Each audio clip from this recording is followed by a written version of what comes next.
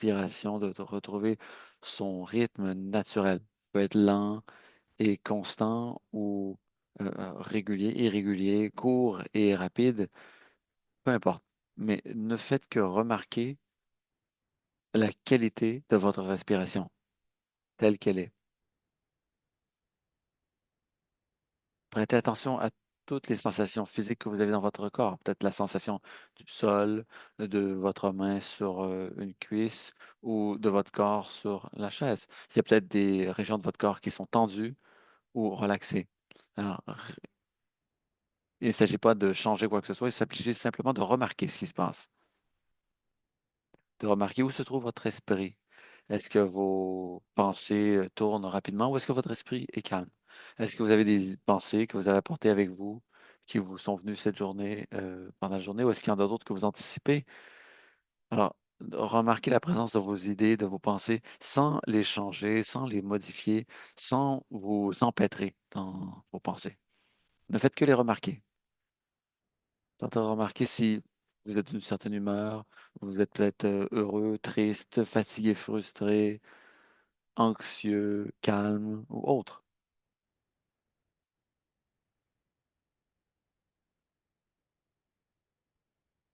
Prenez encore quelques moments pour enfin, examiner vos pensées, vos émotions sans changer quoi que ce soit. Lorsque vous êtes prêt, ouvrez les yeux et demandez-vous, est-ce que je peux être curieux à propos de ce que je remarque sans porter de jugement? Et maintenant que cette introduction est faite, on a pris une pause, on a remarqué ce qui se passe dans notre corps et avez-vous remarqué le degré d'énergie que vous aviez? Avez-vous remarqué si vous êtes fatigué, épuisé ou si vous vous sentez bien, plein d'énergie ou entre les deux? Alors, je vous invite à écrire dans le chat comment vous vous êtes senti, dans le chat ou dans la section questions-réponses. Veuillez écrire comment vous vous sentez. Est-ce que vous vous sentez un peu vide, rouge et vide, ou vert et plein d'énergie, ou entre les deux, dans le jaune? Alors, je vous laisse un moment.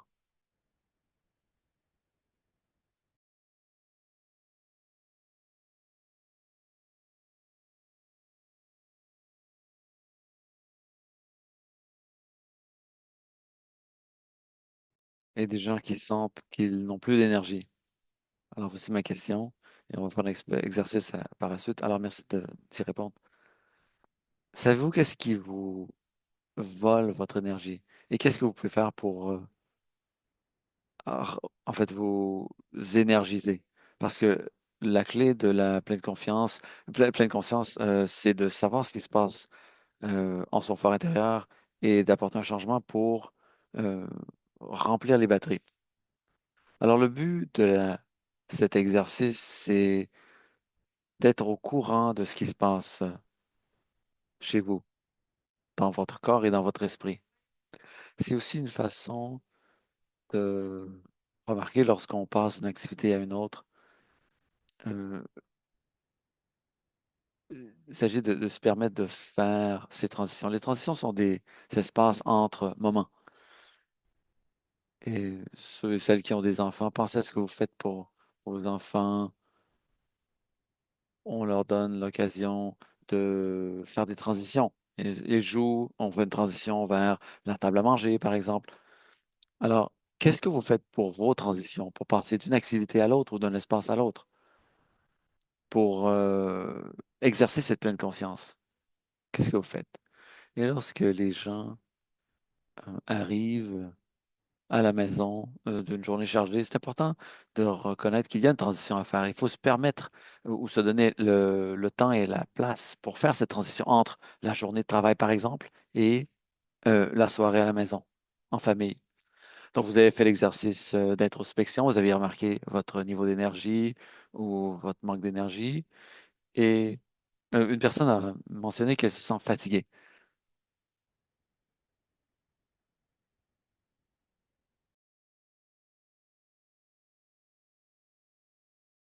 Alors, on peut essayer de déplacer cette énergie négative, en fait, cette énergie qui est en fait un manque d'énergie, cette fatigue, je vous invite à vous lever ou rester assis, mais se lever, c'est très pertinent. En fait, je vais enlever mes lunettes pour ne pas les briser. Alors, il s'agit de se lever. Vous pouvez le faire, vous n'êtes pas obligé de le faire, vous pouvez fermer les yeux et imaginer que vous le faites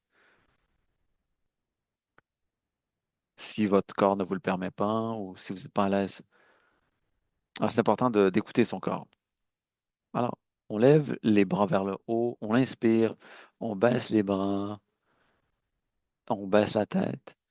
Et à mesure que nos bras continuent derrière nous, en fait, on les lance derrière et on expire fortement. Alors, il s'agit de faire un son également. On lève, on inspire et on lance les bras et on expire.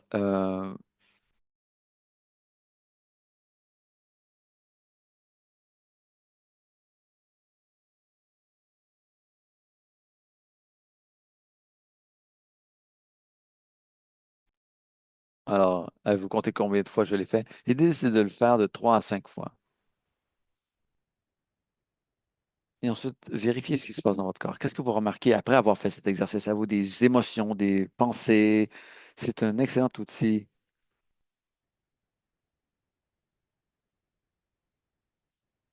Alors, c'est pour libérer la tension. Alors, je remarque que j'ai les doigts qui picotent. Et en fait, je suis fatigué parce que je n'ai pas bien dormi hier. Alors, ça m'a donné plus d'énergie. Alors, j'ai l'impression que j'ai plus d'énergie qu'avant l'exercice. Ça renforce également le lien entre l'esprit et le corps parce que vous bougez, vous faites quelques exercices ensemble en même temps.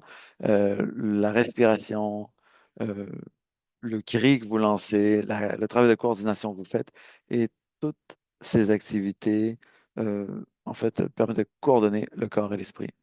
Une personne qui nous dit qu'elle a réussi à redémarrer en fait, augmenter sa circulation. Et je sens la même chose, oui. C'est bon pour la circulation.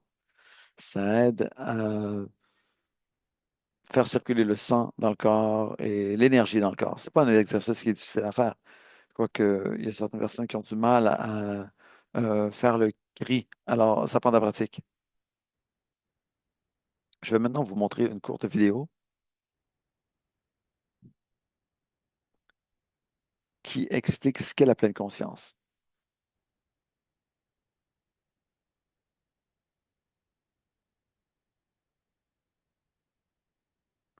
Vous avez peut-être entendu parler de pleine de conscience. S- Alors, je vais vous donner une définition de pleine conscience. C'est la capacité de savoir ce qui se passe dans votre tête et à tout moment sans être emporté par cette idée, cette pensée. Voilà. Par exemple, vous êtes sur la route et vous devez freiner sec. La plupart des gens réagiraient ainsi. Bon, je suis en maudit.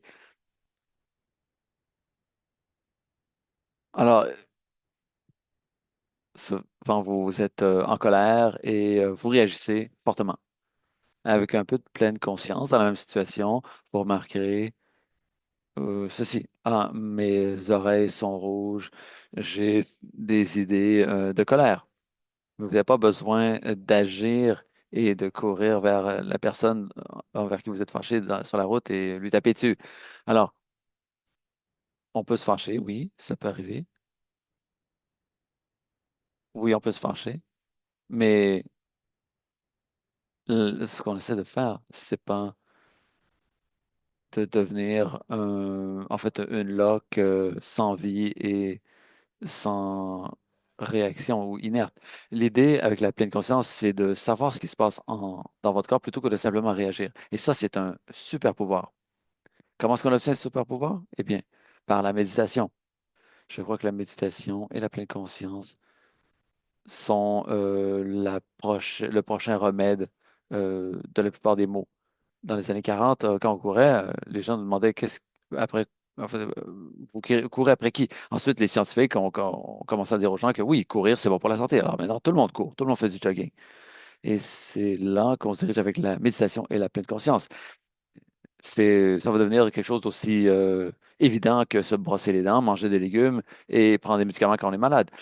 Et la pleine conscience ne va pas régler tous les problèmes, évidemment. Ne va pas faire de votre vie une chevauchée sur une licorne parmi les arcs-en-ciel. Mais la pleine conscience, c'est un super pouvoir accessible par n'importe qui et immédiatement.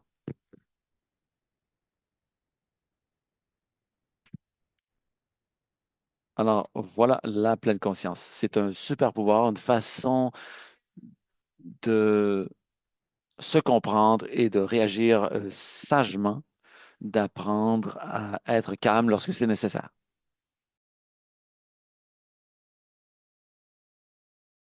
Il y a plusieurs définitions de la pleine conscience. Et je pense que c'est important de parler de ce qu'est la pleine conscience. John Kabat-Zinn, un des fondateurs de la pleine conscience moderne, indique que la pleine conscience, c'est de prêter attention d'une certaine façon, c'est-à-dire de façon déterminée, ciblée et sans porter de jugement. Et il y a aussi Amy Salzman qui donne la définition suivante. La pleine conscience, c'est prêter attention à votre vie dans l'ici et le maintenant avec bonté, curiosité et de faire des choix sages. Alors, souvent, on juge nos expériences.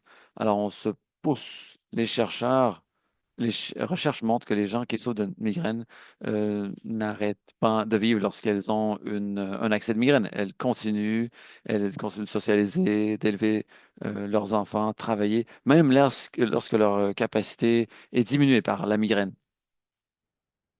Alors, cette définition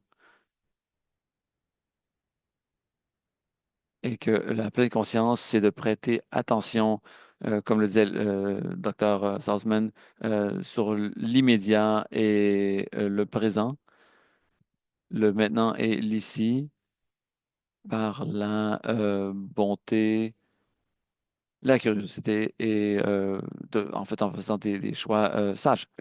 Alors la bonté, c'est d'avoir des pensées positives envers soi-même, envers les autres, et de ne pas nécessairement les juger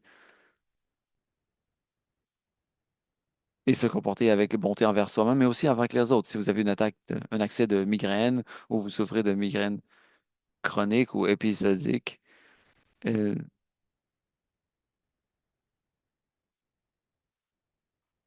alors ne pas prendre ces médicaments lorsqu'on sent qu'un accès de migraine s'en vient, eh bien, ça, ce n'est pas faire preuve de bonté envers soi-même. Il y a une idée fausse à l'effet que la pleine conscience est un processus interne qui n'implique que soi.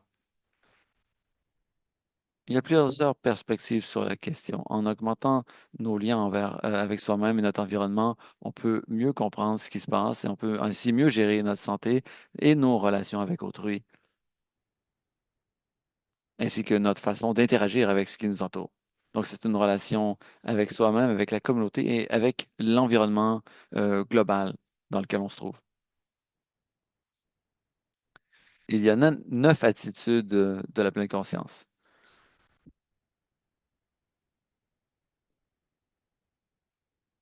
Être conscient du fait qu'on juge constamment des choses et prendre conscience du fait que la pleine conscience nous encourage à se retirer du jugement et des actions négatives et de faire preuve de bonté et de curiosité. La patience est une forme de sagesse. Elle démontre qu'on accepte le fait que parfois les choses doivent se dérouler en temps et lieu. On se rappelle intentionnellement de ne pas être impatient avec soi-même parce que on est tendu, agité ou en colère. Cette attitude nous permet d'être ouvert à de nouvelles possibilités, nous empêche de s'enliser dans de vieux schémas de pensée. Chacune de ces attitudes permet d'avoir des possibilités, en fait, d'accomplir des possibilités très utiles. Êtes-vous prêt à apprendre quelque chose de nouveau constamment? Êtes-vous prêt à vous améliorer constamment? C'est important d'avoir une confiance en soi, de faire confiance à votre intuition, même si vous faites des erreurs. De toujours vous tourner vers l'extérieur pour avoir des conseils. Et la pleine conscience a pour seul objectif d'être soi-même. ce qu'on est déjà. Il faut simplement le sentir. La pleine conscience nous invite à une nouvelle façon de nous concevoir nous-mêmes en essayant moins et en étant davantage. On est des êtres humains. Alors, la pleine conscience nous invite à en faire à être davantage et à en faire sans en faire trop, hein.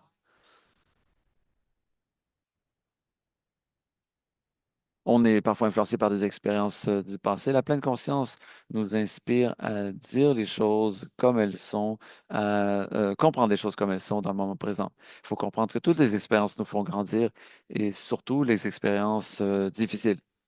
Lorsqu'on accepte quelque chose, c'est plus facile d'y réfléchir sans éprouver d'émotions négatives et sans avoir d'attente. Par exemple, mon un ami devrait être plus comme ceci ou moi, j'aimerais être plus comme cela. Ça jette les bases pour se débarrasser du perfectionnisme, du jugement et de la haine de certaines personnes. La générosité est une vertu de détachement des objets matériels.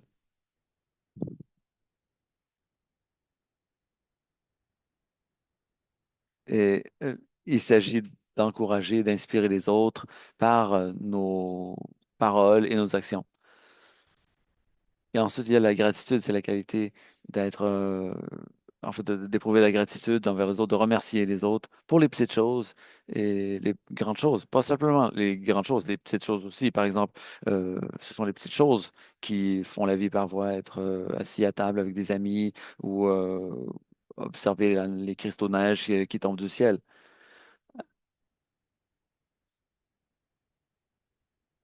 Alors, le docteur Jenny Garman Hicks a créé un programme de gestion de la douleur chronique et on l'a adapté aux migraines. C'est un programme de 30 jours qu'on a adapté aux personnes qui souffrent de migraines et de maux de tête. Et comme on l'a dit, les gens souffrant de migraines ont des épisodes ou des accès de migraine quotidiens ou autres. La plupart des gens souffrant de migraines n'ont pas de douleur ou de migraine constamment. Donc, lorsque les gens suivent des cours de gestion de la douleur chronique,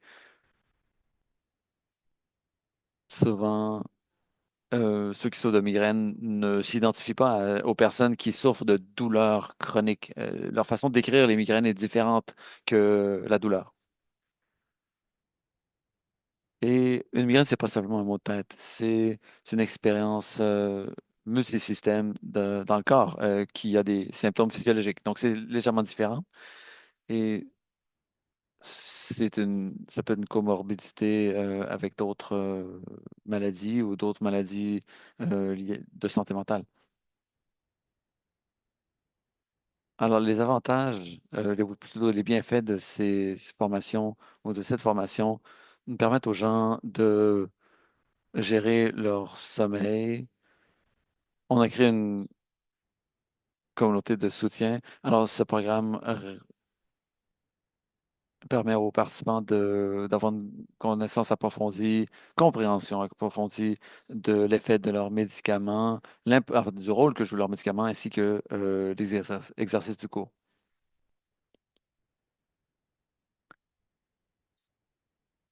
Selon Gabor Maté, il y a trois facteurs de stress principaux. Et le but de ce programme sur la migraine est d'augmenter, de hausser notre tolérance pour qu'on ait moins d'accès de migraine. Et ensuite d'avoir un meilleur contrôle de notre corps pour savoir euh, prévenir ces accès de migraine et les gérer précocement. Alors, le niveau de tolérance augmente constamment. Alors, on a moins d'accès de migraine et des accès de migraine moins violents. Donc, on peut les gérer plus facilement. Les facteurs de stress peuvent déclencher les migraines. Ils ont alors, les principaux facteurs de stress, en fait, sont en fait, les pics de sucre dans le sang, le manque de sommeil et parfois il y a des comportements délétères qui peuvent exacerber ces facteurs de stress. Par exemple, dans un prodrome, première étape de la migraine, on peut, on peut avoir des pensées négatives qui peuvent déclencher des migraines. Alors, on peut avoir des troubles de la mémoire, du mal à trouver ses mots, du mal à se souvenir d'éléments élémentaires. Alors, les migraines ont un effet sur tous les systèmes du corps. Donc, il faut gérer le stress dans notre vie. Mais le bon stress et le mauvais stress peuvent déclencher des migraines. La plupart des gens vont vivre du stress le jour avant leur mariage, après leur mariage ou pendant leur mariage. Ce sont des expériences censées être positives, mais ça peut induire un stress. Alors, c'est important de savoir que quand notre corps est touché par une hausse de stress et savoir que faire pour gérer ce stress. Le stress a un impact sur le système cardiovasculaire, les articulations, les muscles, le cerveau, le système immunitaire, la peau, l'intestin, ainsi que le système reproducteur.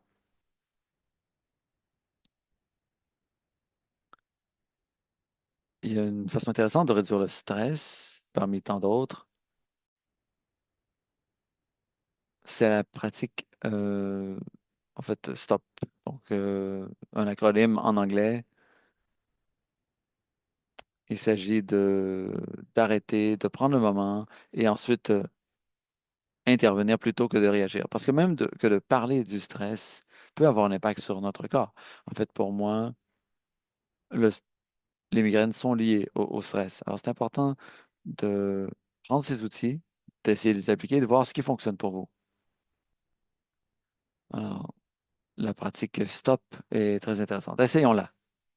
Alors, stop, on arrête, on prend une pause, on prend du recul, on inspire, on prête attention à sa respiration et on expire.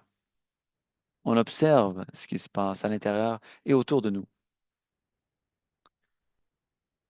On, on détermine comment la situation nous affecte, quelles pensées nous traversent l'esprit, quelles émotions sont suscitées en nous, quelles sensations a-t-on dans notre corps. Et ensuite, est-ce qu'on peut prendre du recul, se donner une perspective? Quel est le tableau d'ensemble? Alors, quelle est la gravité de cet incident ou cet accès de migraine?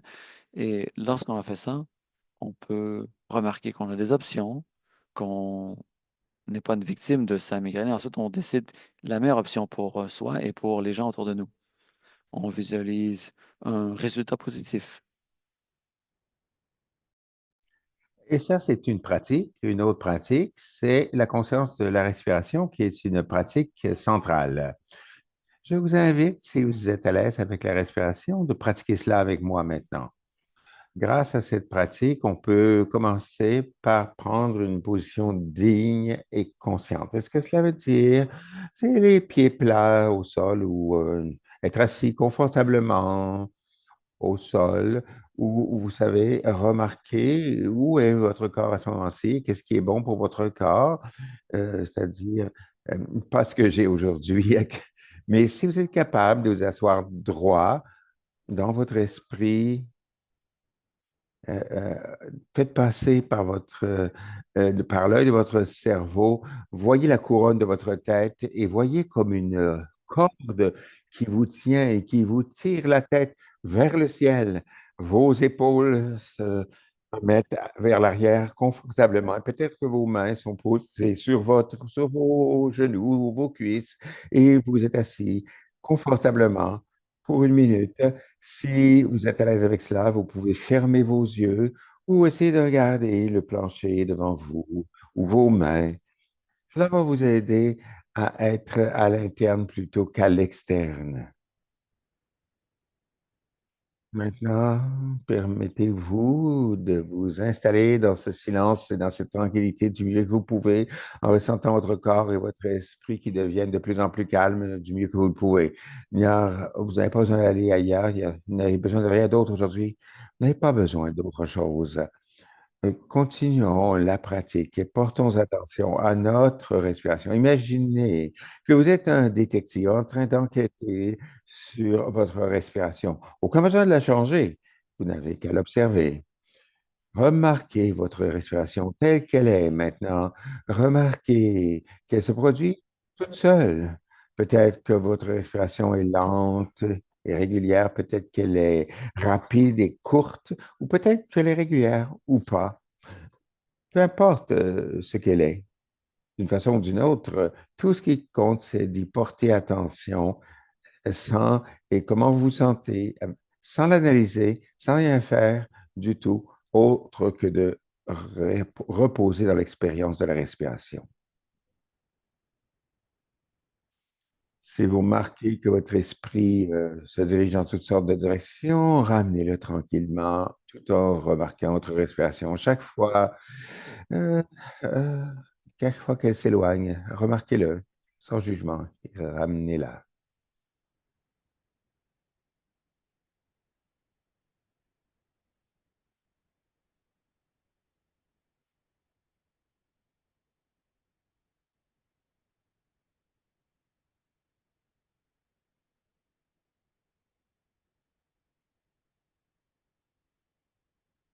Et maintenant,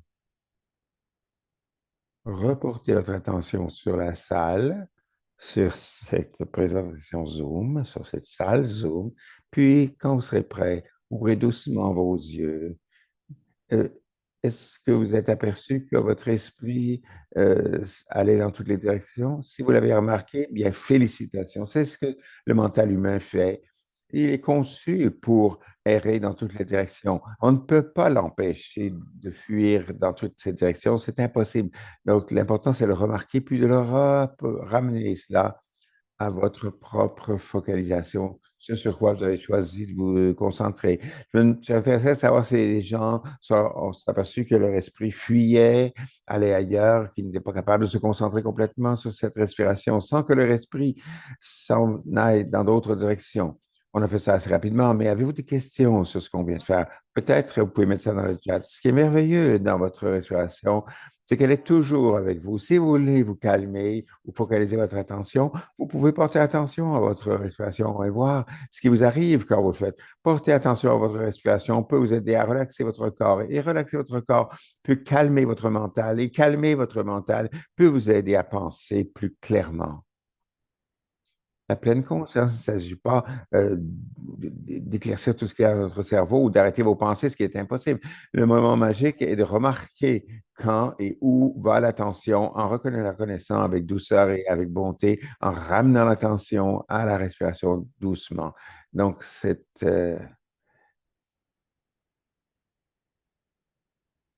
inspiration revient. J'aimerais donner aux gens deux ou trois différents exercices pour leur permettre de voir quel exercice leur parle le plus et remarquer du mieux qu'ils peuvent ce qui leur convient le mieux.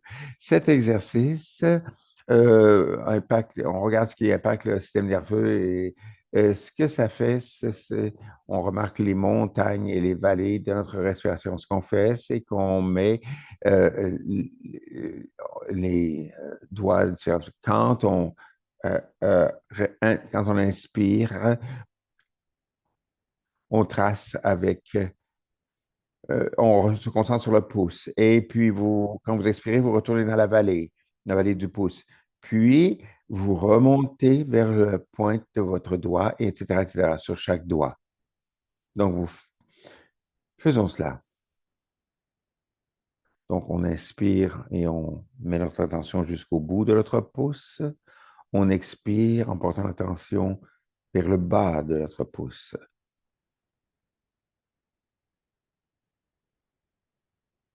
Et on continue à faire la même chose pour chacun des 5 doigts. Remarquez les moments où vous le sentez mieux ou moins bien. quel doigt est le plus sensible? Ou est-ce qu'il y a une partie d'un doigt qui est plus sensible qu'un autre? Quand vous arrivez à la fin, faites le même chemin en passant vos doigts dans le sens inverse. Inspirez en montant dans le doigt et expirez en descendant du doigt. Remarquez comment vous vous sentez dans vos doigts, puis dans vos mains.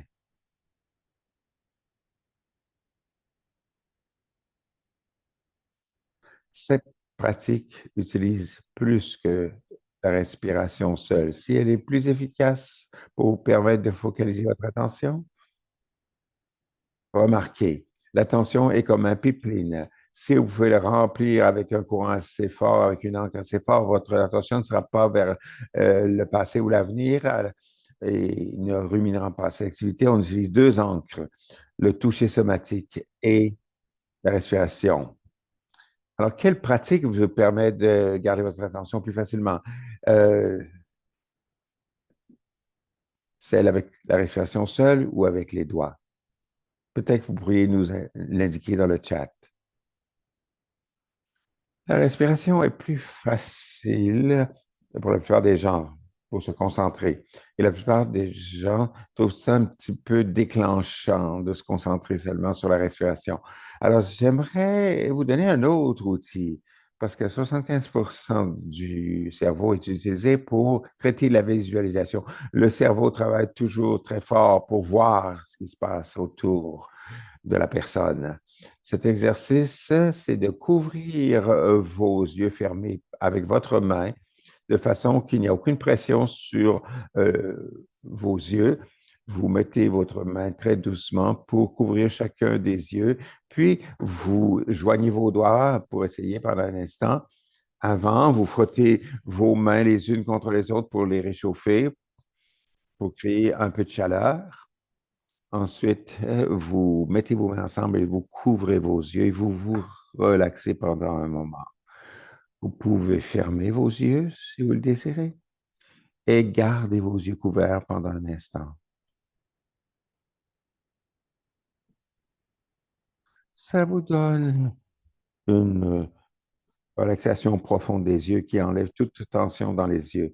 Imaginez que vos yeux se relaxent dans leur trou.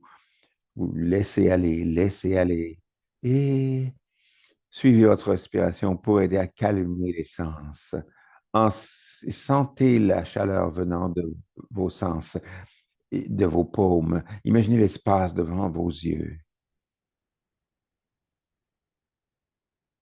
Et quand vous serez prêt, ouvrez les yeux et enlevez vos mains et étirez-les si ça vous attire de le faire.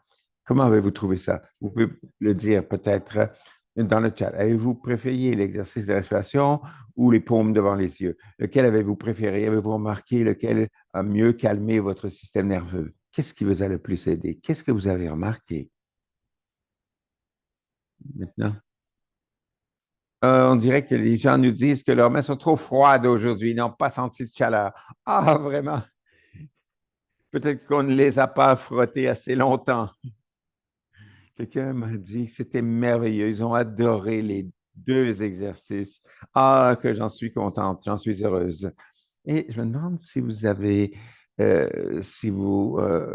senti que c'est des outils que vous pouvez vraiment utiliser dans votre vie de tous les jours.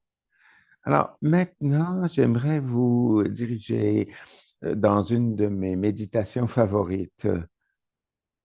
Je vous invite à participer à cette réunion si vous le désirez. J'aime beaucoup utiliser cette méditation. Elle a été écrite par le docteur Jackie Gardner-Nix. J'aime beaucoup utiliser cette méditation, surtout quand j'ai l'impression que je commence à avoir une migraine.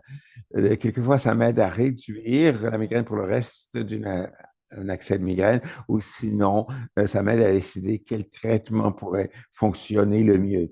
Donc, je me donne le temps de décider ce qui est le mieux pour moi, de quoi j'ai besoin pour m'occuper le mieux de moi-même. Et surtout, je trouve que c'est vraiment, ça me calme vraiment beaucoup. C'est une méditation de 5 minutes. Placez-vous dans la position qui vous semble le plus confortable en ce moment-ci.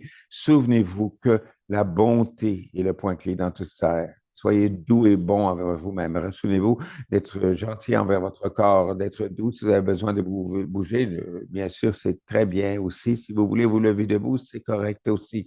Choisissez simplement la meilleure position pour vous à ce moment-ci. Et si c'est difficile pour vous de vous concentrer sur la respiration, focalisez-vous sur quelque chose d'autre, peut-être un bruit, peut-être le bout de vos doigts. Si c'est trop difficile, vous pouvez le faire avec la respiration. Alors, je vous donne un instant pour trouver une position qui est aussi confortable que possible à ce moment-ci. Peut-être pas totalement confortable, mais si vous pouvez au moins alléger tout inconfort, peut-être essayer de le faire. Et souvenez-vous que si vous avez besoin de bouger pendant une méditation, vous pouvez le faire. Remarquez que vous avez besoin de bouger et faites un choix conscient de bouger lentement pour vous placer dans une position différente. D'accord, alors on peut commencer. Ça peut beaucoup aider d'avoir des pratiques de méditation comme outil de premier soin à utiliser lorsqu'il y a des situations difficiles et stressantes qui se présentent. Des situations où on se sentira peut-être stressé et anxieux ou peut-être même à risque d'une attaque de panique.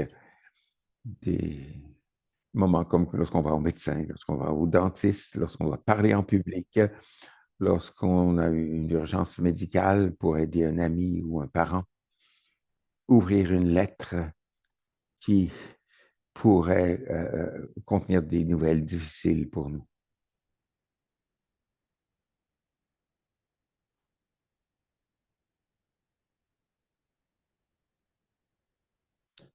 Alors, la conscience de la respiration dans cette situation peut aider parce que lorsque les êtres humains sont stressés ou anxieux, leur respiration change constamment et on ne maintient pas une respiration régulière pendant ces épisodes.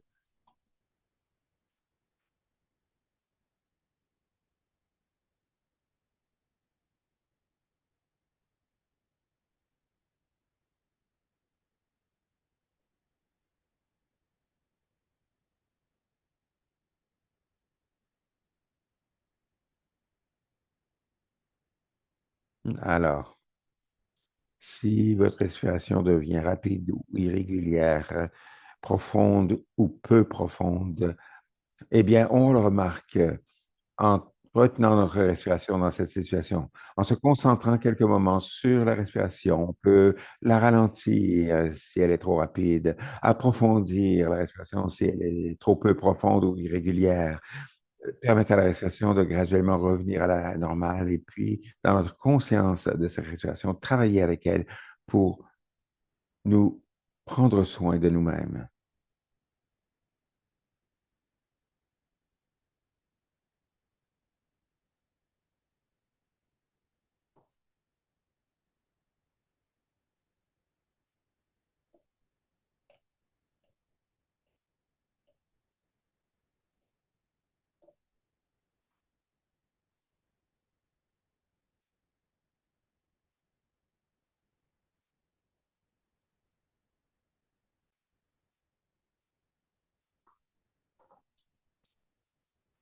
Travailler avec cette conscience.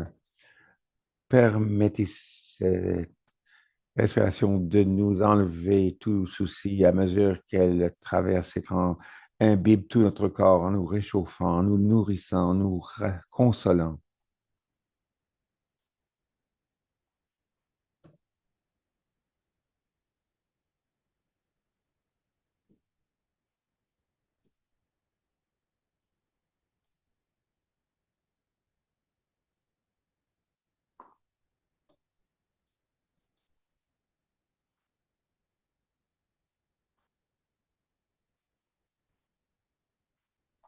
Il n'est jamais trop tard pour commencer à travailler doucement sur nos sentiments de désespoir, nos blessures ou notre colère, pour arrêter le mal que cela nous fait, pour prendre part à notre propre guérison et nous rassurer, nous consoler. Si la vie nous a donné des moments difficiles, euh, regardons l'effet que cela a eu sur nous sans juger.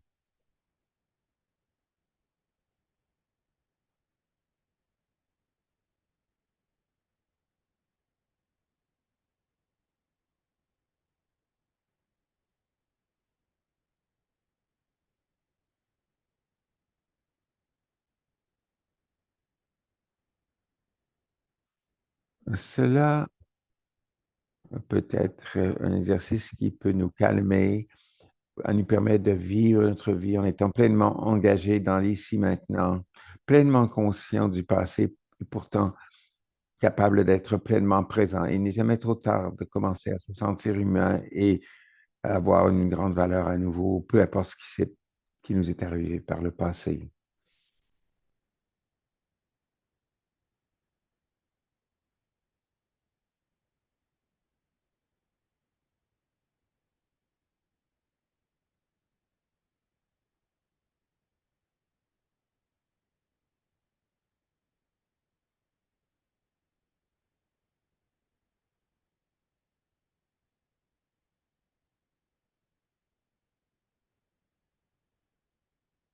Respirons, restons dans notre respiration et reconnaissons que nous sommes dignes d'amour de notre part et de la part des autres.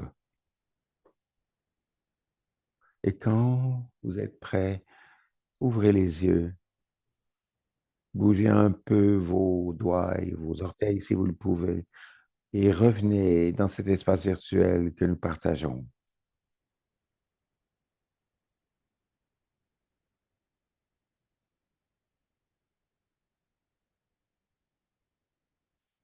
Ah, je me demande si vous avez aimé cette méditation, est-ce que ça a aidé, si vous pensez que ça peut vous aider. Et il me fera plaisir de répondre à toute question qui aura surgi dans votre esprit pendant ou maintenant, pendant la méditation ou maintenant. On a parlé beau, on a eu beaucoup de réponses et de réactions. Et moi, j'ai particulièrement adoré faire ces exercices avec vous. Alors, Jenny, oui, oui, bonjour, Natania. Euh, Merci de votre présentation aujourd'hui. C'est tellement important de savoir que vous êtes quelqu'un qui vit avec de la douleur et qui partage une pratique dont vous avez profité, vous, et vous avez fait profiter d'autres membres de votre communauté. Ma question est la suivante. Plusieurs parmi nous qui vivons avec la douleur se font dire par des cliniciens qui n'ont jamais pratiqué la pleine conscience de faire de la pleine conscience alors qu'eux ne l'ont jamais fait comme façon de gérer la douleur. Il y a tellement de choses que l'on doit débroussailler et tellement d'entre nous n'ont pas l'énergie ou la capacité de faire des recherches en profondeur sur les ressources en pleine conscience. Pourriez-vous partager certaines ressources crédibles? Merci beaucoup. Oh oui, oui, je pourrais. Parce que on a eu beaucoup, beaucoup de résultats qui sont disponibles chaque jour. Ça s'appelle mindfulnesseveryday.org. Peut-être qu'on peut envoyer ça aux gens ou mettre ça dans le chat, toutes ces ressources. Il y a beaucoup de livres à lire, beaucoup de vidéos recommandées à regarder. Les vidéos que je vous ai montrées provenaient d'une appli ou d'un site web, je pense, ou une appli. Ça a beaucoup d'outils vraiment utiles et des ressources aussi. Et bien sûr, les cours que nous avons sur la pleine conscience ne sont pas couverts par les assurances maladie d'aucune province, mais sont abordables, ces cours, et ça a été enseigné par des gens qui ont eu beaucoup de formation en pleine conscience. Alors, je pense que ce que je vais faire, c'est peut-être d'envoyer plus tard à Therese ses ressources et on pourra sûrement les partager avec l'auditoire. Oui, ce serait formidable. Il y a une question aussi de la part de Bev. Est-ce que cette méditation de pleine conscience est recommandée tous les jours, 2 fois par jour ou régulièrement? Que j'ai des migraines à tous les jours. Ah, désolé d'entendre que vous avez ces migraines à tous les jours. C'est vraiment dur. Euh, La méditation, je recommande que vous le fassiez chaque jour. Ce n'est pas nécessairement pratique pour tout le monde, je comprends, mais c'est recommandé de le faire chaque jour. Même si juste une petite méditation comme celle qu'on a faite, j'en fais une autre avec des gens où on se concentre sur les différents sens, ce qui provient un peu de la théorie dialectique du comportement et la thérapie par un comportement dialectique.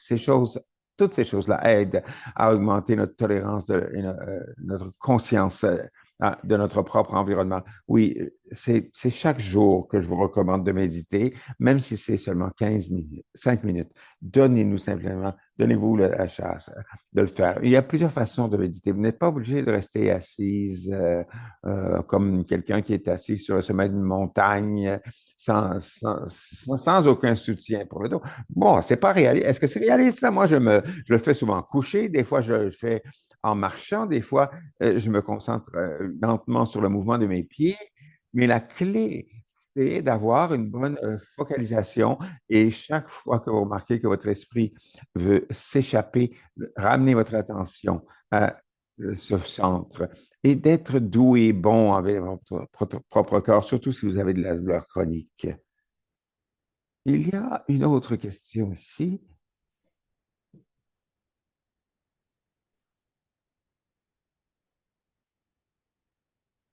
Oui,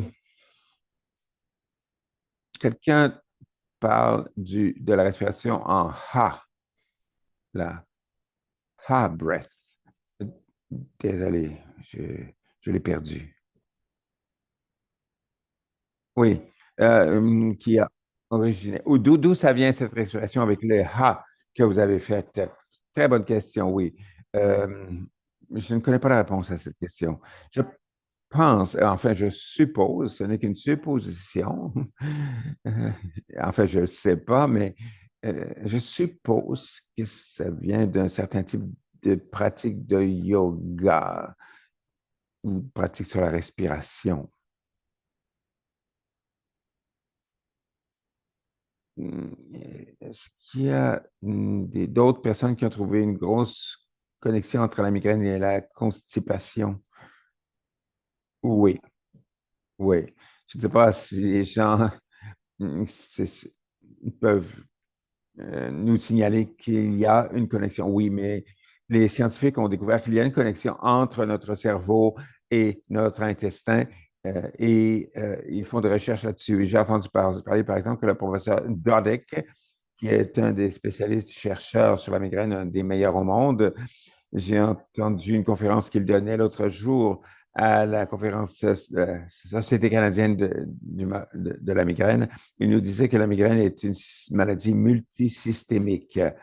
Alors, oui, oui, tout à fait. L'intestin est un de ces systèmes. Tout le système digestif, en fait, est un des systèmes qui sont impactés, affectés par la migraine. Et c'est très, très courant être un résultat dans le premier stade de la migraine. Les gens peuvent aller plus souvent à la salle de bain ou moins souvent et que ça affecte leur capacité de gérer leur système digestif. Donc, il y a quelques commentaires. Quand vous avez posé des questions sur les différentes méthodes d'arrêter, de s'arrêter, de prendre une pause, de faire une pause. Les gens disent qu'ils ont remarqué qu'ils arrêtaient de respirer. Quand je disais arrêtez, au lieu de... Oui, oui, mais ce n'était pas le but. Vous ne remarquez pas cela. Tant que vous ne vérifiez pas votre respiration, que vous tenez votre respiration, moi, je fais ça tout le temps. Je ne m'aperçois pas que que je retiens ma respiration tant que je ne reviens pas à ma respiration pour vérifier comment elle va. Alors, je mets mes épaules jusqu'à mes oreilles et je m'aperçois que je ne respire plus. Euh, c'est lorsque je m'arrête et que j'essaie de me focaliser sur ma respiration à nouveau, là, ben, la respiration reprend. Et je sens que je me calme, je sens que mes épaules se relaxent aussi. Et si je peux rester dans cette respiration ou sur cette respiration, je sais que je vous l'ai déjà dit, mais j'ai fait les ateliers de Jackie Gardner, de la pleine conscience pour la douleur à l'hôpital Saint Michael's il y a des années. Et Et j'entends encore sa voix qui m'endort chaque soir quand j'écoute sa méditation sur le sommeil. Et la chose à laquelle je m'accroche à chaque fois, c'est, on dit, ne portez pas de jugement. Ne portez pas de jugement. Et je pense que j'ai bien appris à, si, quand j'ai décidé d'aller méditer, que le monde doit s'arrêter pendant que j'entre dans cette focalisation. Mais ensuite, dans cette bande, elle dit, acceptez le bruit, ne portez pas de jugement sur le bruit. Et ça me garde bien enraciné. Et ensuite, je peux me concentrer sur la respiration. Je m'aperçois que lorsque je me concentre sur la respiration, je, ne suis, je suis en unité avec moi-même. Moi aussi, j'adore ça. C'est très beau. Et ça me, c'est vraiment un rappel que les choses sur lesquelles on n'a pas le contrôle quand on médite, les bruits provenant de l'extérieur, peut-être que des enfants qui allument une télévision ou un chat vous saute dessus ou un chien commence à aboyer, il faut accepter que ça fait partie de la pratique. Et on peut même se concentrer là-dessus pendant un certain temps. L'enfant qui hurle, non, pas le fait qu'il hurle, mais ou l'ennui que ça nous cause, mais simplement le cri lui-même, le hurlement, peut être utilisé comme une encre pour rapporter votre attention. Oui, quelqu'un a dit qu'il trouvait que le son est guérissant et que ça les aide à relaxer. Superbe, superbe. Euh, Quelquefois, je m'endors au son de vagues qui déferlent sur la rive.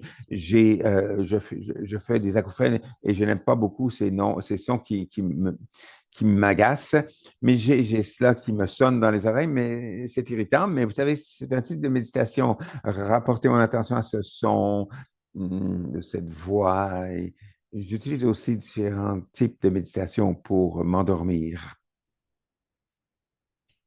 Euh, Bev nous dit que moi, je réalise maintenant que je ne respire jamais quand je me concentre sur mon travail. Une vie complète de muscles intenses et crampés. J'ai réagi finalement à ma retraite. Mais finalement, je me perçois de cela à ma retraite. Oui. Si jamais on nous avait enseigné déjà à la maternelle de respirer, oui. Est-ce que quelqu'un nous dit ici que toutes les ressources sont les bienvenues? Si vous pouvez me les transférer, je pourrais ensuite les transférer à Pain BC ou à Pain Canada et ce sera disponible sur le site web de Pain Canada, Douleur Canada. Oui, oui, oui. On va les coller à quelque part, ces ressources. D'accord. Et là-dessus, nous avons terminé. Ah oui, ah oui. Bon, bien. Merci à tous d'avoir participé et d'être là. C'était très bien de faire ces pratiques et n'hésitez pas à me contacter si vous avez des questions.